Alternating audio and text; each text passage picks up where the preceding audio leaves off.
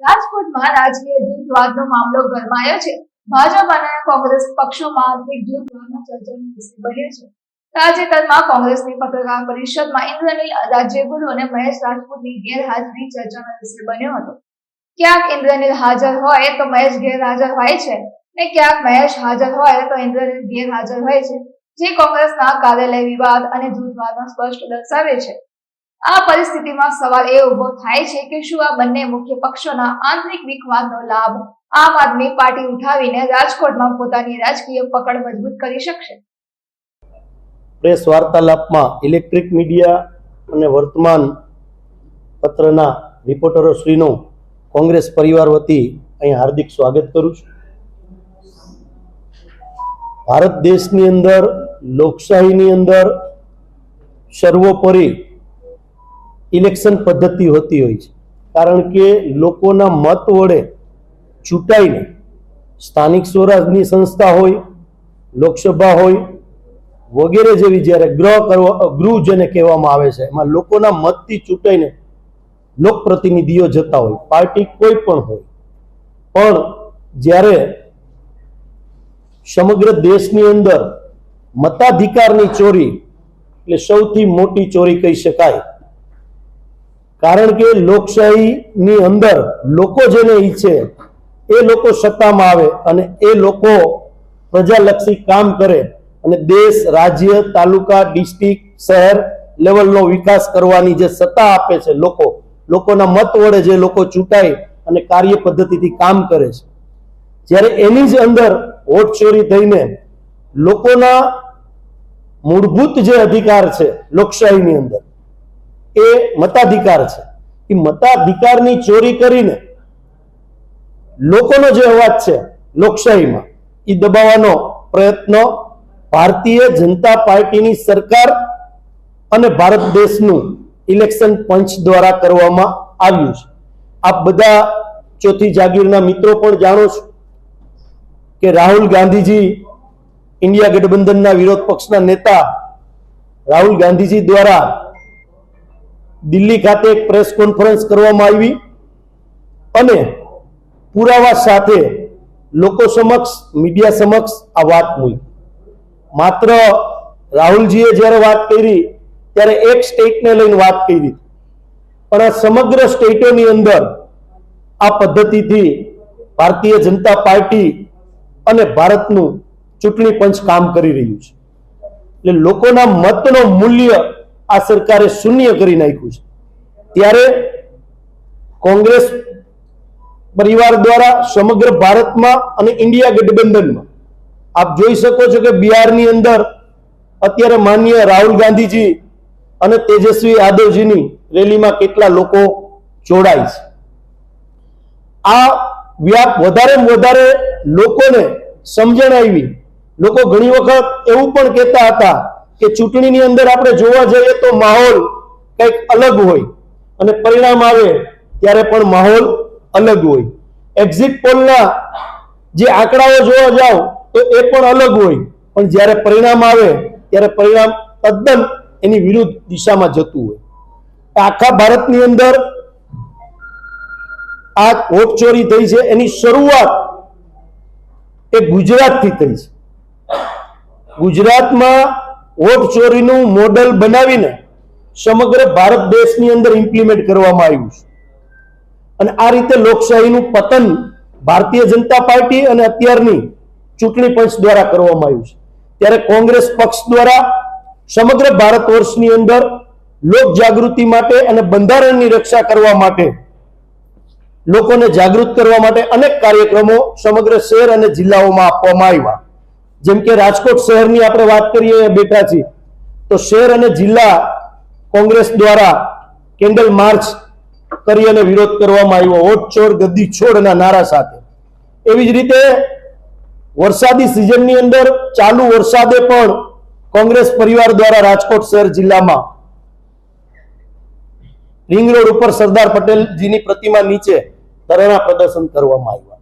આવું સમગ્ર ગુજરાતની અંદર બધી જગ્યાએ કોંગ્રેસના આગેવાનો, કાર્યકરો બધા સાથે મળી લોકોને જાગૃત કરવા માટે કે લોકોની જે લોકશાહીની અંદર જે મતાધિકાર છે એની ચોરી થાય છે એ બાબતે વ્યાપક લોકો સુધી આ વાત પહોંચે અને લોક જાગૃત થાય એના માટે આખી કોંગ્રેસ પરિવાર દ્વારા કાર્યક્રમો આપવામાં આવ્યા છે. આજે તમને બધાને એટલા માટે ખાસ બોલાવ્યા છે કે 31 તારીખે અમદાવાદ બપોરે 3 વાગ્યે વોટ ચોર ગદ્દી છોડના અને વોટર અધિકાર જનસભાનું આયોજન કરવામાં આવ્યું છે. એની અંદર નેશનલ નેતૃત્વ પ્રદેશ પ્રમુખ ભાઈ શ્રી અમારા અમિતભાઈ ચાવડા, વિરોધ પક્ષના નેતા શ્રી, તેમજ કોંગ્રેસના અમારા સિનિયર આગેવાનો જે અમારી ફ્રન્ટલ છે, યુથ કોંગ્રેસ, NSUI, મહિલા કોંગ્રેસ, સેવાદળ, ડોક્ટર સેલ વગેરે જે પરિવાર આરે જે જોડાયેલા છે એ બધા સંગઠનને સાથે રાખીને એક મોટો દેખાવ કરવા જઈ રહ્યા છે. ત્યારે રાજકોટ શહેર જિલ્લા વતી શહેરની અંદર 1 થી 18 વોર્ડની જે 31 તારીખે જવાનું છે એના માટે કાર્ય પદ્ધતિ અત્યારથી ચાલુ થઈ ગઈ છે. જે પ્રદેશ કક્ષાએથી સિનિયર આગેવાનો, વોર્ડ પ્રમુખો અને રાહુલ ગાંધીએ જે નવું સંગઠન અભિયાન જે જાહેર કર્યું છે એના માધ્યમથી એક વિસ્તારમાં એક વોર્ડમાંથી કમસે કમ 20 લોકોનું પ્રતિનિધિત્વ અમદાવાદ ખાતે તમને જોવા મળશે. તો રાજકોટના એવા 18 વોર્ડ છે. 18 વોર્ડની જવાબદારી સમગ્ર સિનિયર આગેવાનોએ પણ નિભાવી છે, કાર્યકરોએ પણ નિભાવી છે. એવી જ રીતે જિલ્લા કોંગ્રેસમાં પણ એ જ જવાબદારી છે. સમગ્ર ગુજરાતમાં આ રીતે ત્યાં 31 તારીખે જવાના છે. નેશનલ નેતૃત્વ પણ દિલ્હીથી ત્યાં આવવાનું છે. એ પછીના કાર્યક્રમો આવનારા દિવસોની અંદર રાહુલ ગાંધીજી જે પ્રથમ શરૂઆત જે ગુજરાતથી થઈને આપને વાત કરી એના માટે પણ અમે લોકો પણ રાજકોટમાં કામ કરી રહ્યા છીએ. ચૂંટણીની જે મતદાર યાદી છે એમાં પણ અમે કામ કરી રહ્યા છીએ. એવી જ રીતે સમગ્ર ગુજરાતની અંદર ચૂંટણી જે યાદી છે એમાં પણ કામ થઈ રહ્યું છે. આવનારા દિવસોની અંદર ચોક્કસ અમને ભરોસો છે કે અમારા નેતૃત્વ ઉપર કે અમે પણ તમને ગુજરાતની અંદર જે વોટ ચોરી થઈ છે એ ચોથી જાગીરને સામે રાખીને બતાડશું. અને લોકો આ બાબતે જાગૃત થાય અને ભારતીય જનતા પાર્ટી છે એ માત્ર ને માત્ર લોકોનો અધિકાર છીનવા માટે, તો મતાધિકારની વાત હોય કે બીજા કોઈ અધિકાર હોય, એ માત્ર છીનવી અને સત્તા ઉપર બેઠા છે.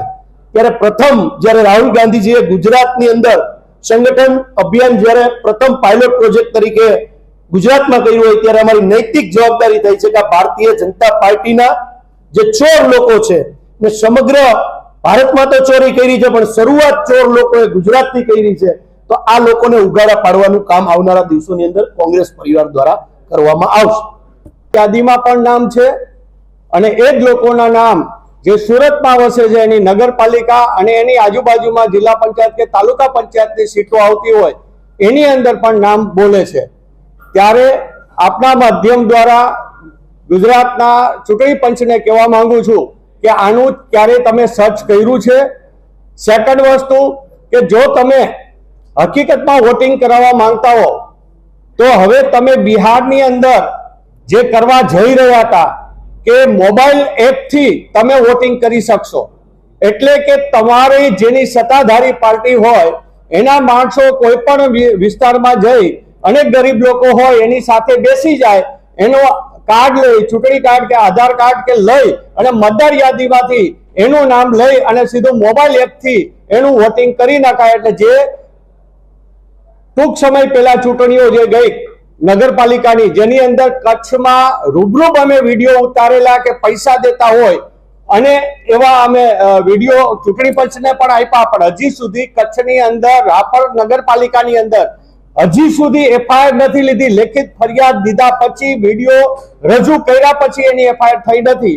ત્યારે આ સરકાર માત્ર ને માત્ર લોકોને કેમ છેતરવા અને એના છેતરવા માટેના કાર્યો કરી રહ્યા છે. ત્યારે વિશેષમાં નાનામાં નાની વ્યક્તિ માટે હંમેશા કોંગ્રેસ પક્ષ આખા ભારત દેશની અંદર લડ્યો છે.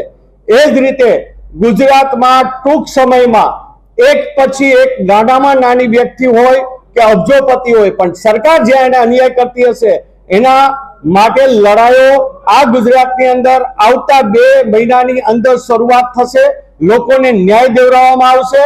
અને પછી એ ખેડૂતનો પ્રશ્ન હોય, જ્યારે નરેન્દ્રભાઈ ગુજરાતની અંદર એક વાર એમ બોલતા કે જ્યારે કોંગ્રેસની સરકાર હતી કે મારો ખેડૂતને હું અન્યાય નહીં થવા દઉં, ત્યાર પછી સત્તામાં આવ્યા પછી પણ એમ કીધું હતું કે હું ખેડૂતને પૂછ્યા વિના કાંઈ નહીં કરી.